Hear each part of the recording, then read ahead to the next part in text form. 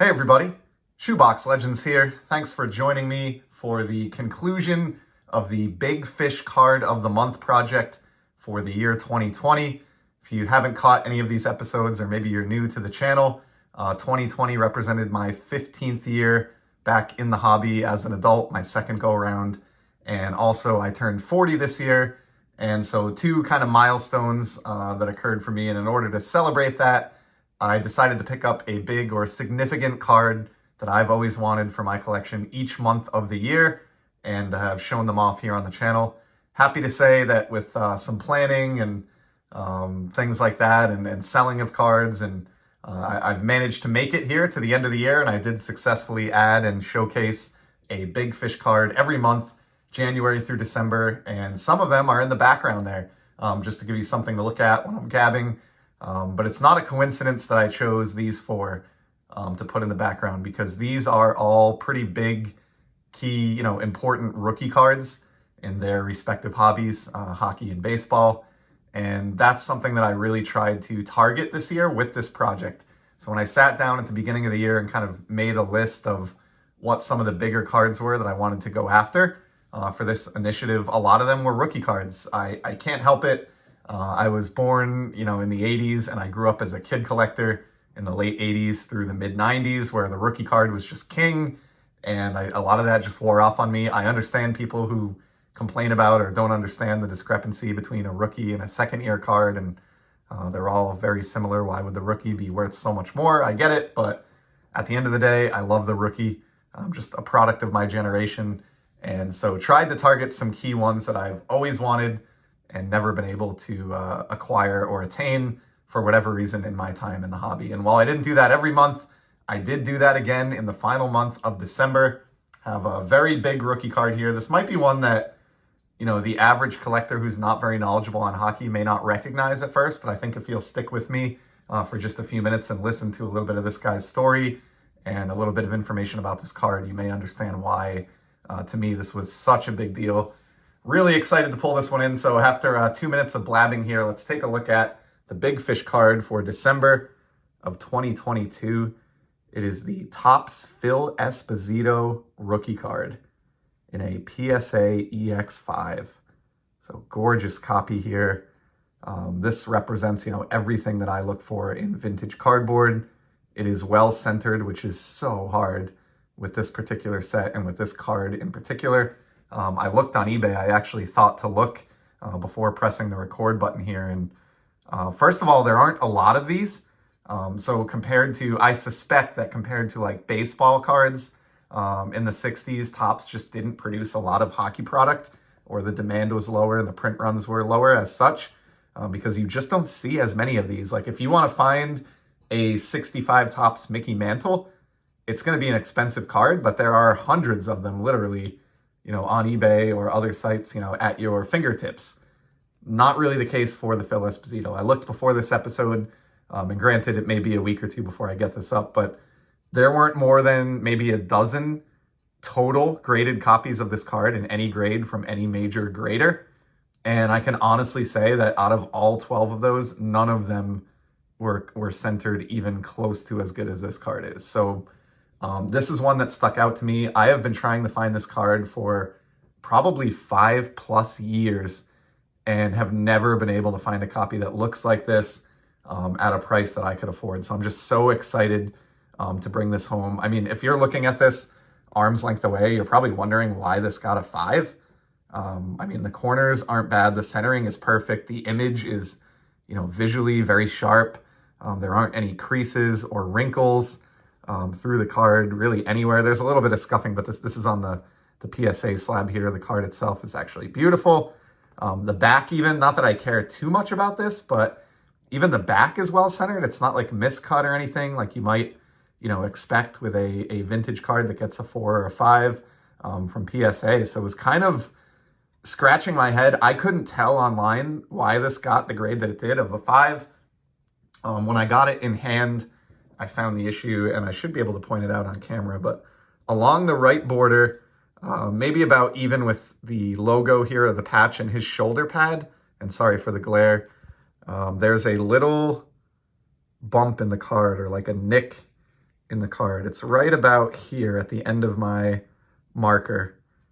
It's really tough to make out, but like a little fold in the white border of the card. I mean, it's really hard. There you go. You can kind of see it in this light. It's right in here. It's really not remarkable. It's not something that you notice, even 6 inches away, or certainly not a foot away. Just a gorgeous card. And I'm willing to, as everybody talks about, you have to concede when you go vintage on something, because I'm not going to afford this card. And, this was expensive as it is. In a 5, I certainly couldn't afford this card in like a 7 or an 8.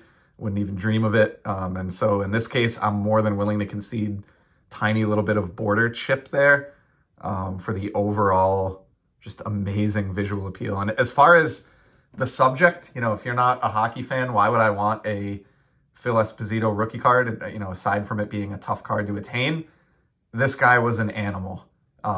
He played from the, throughout the, say, mid-60s, as you can tell by the 65 rookie, all throughout the 70s, and I think wrapped it up in the early 80s, so very lengthy career. He is one of only 8 players in the history of the NHL to score 700 or more goals. So just let that sink in. I mean, this is a league that's been around for over 100 years.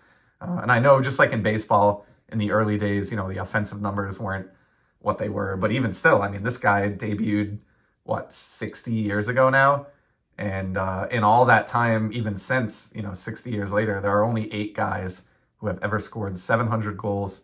Phil Esposito is one of them. So when you talk about key offensive players in the history of the game, if you want, a collection of really important hockey rookies, his name has to be included.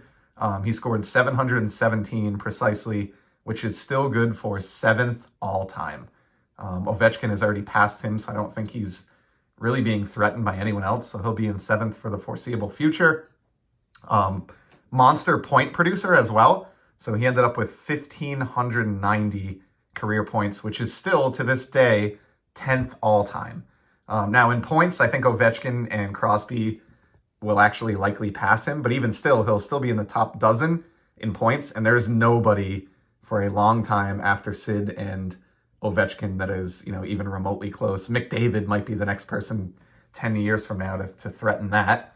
So just insane. He was the first person in the history of the league to score 100 points in a season. He did that in 68, back in 1968, 69. That is sort of now looked to as like a benchmark in the modern game for a fantastic, very special offensive season for the ages. And he was the first guy ever to do it in the late 60s. I mean, that was unheard of, just taking offense to a new level. Further evidence of his just amazing offensive capability, scored 76 goals and 152 points in the 1970 season. And both of those were the all-time record at that point in time. So, had the greatest season in the history of hockey up through 1970 during that 1970 season. He was just amazing. Offensively, when this guy hung up the skates, in the early 80s, obviously Gretzky had only been in the league for a year or two. Lemieux hadn't come along yet, all these other guys. He was probably right there with Gordie Howe as maybe the best offensive player in the history of the game when he hung up the skates.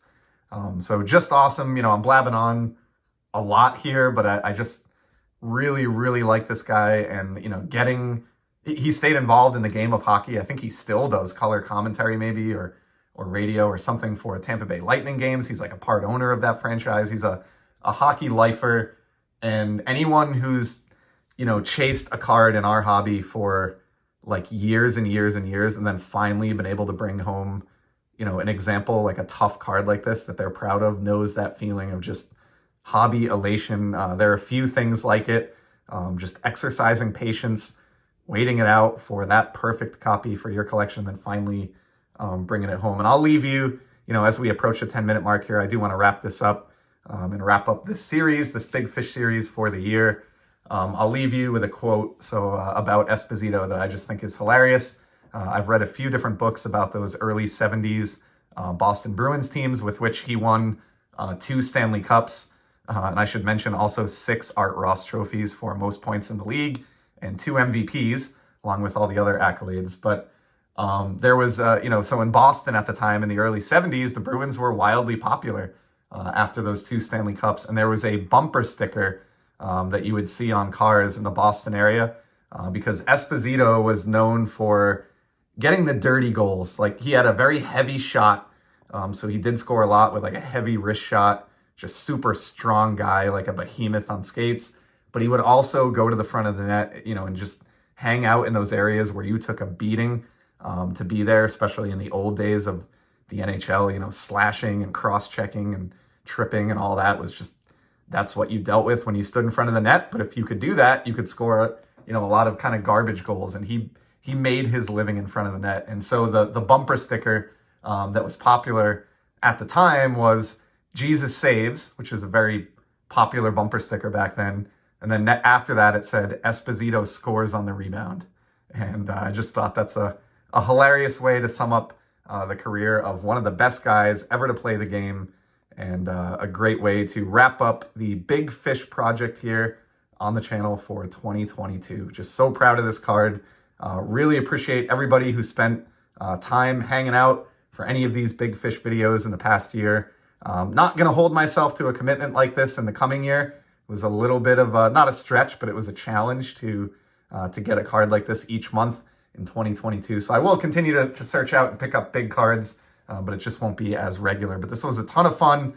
Really happy to drive home kind of the final nail in the coffin with this Esposito, and appreciate you sticking it out for 10 or 12 minutes here of hockey talk.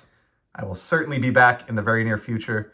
Until then, keep enjoying the hobby and stay safe, everybody.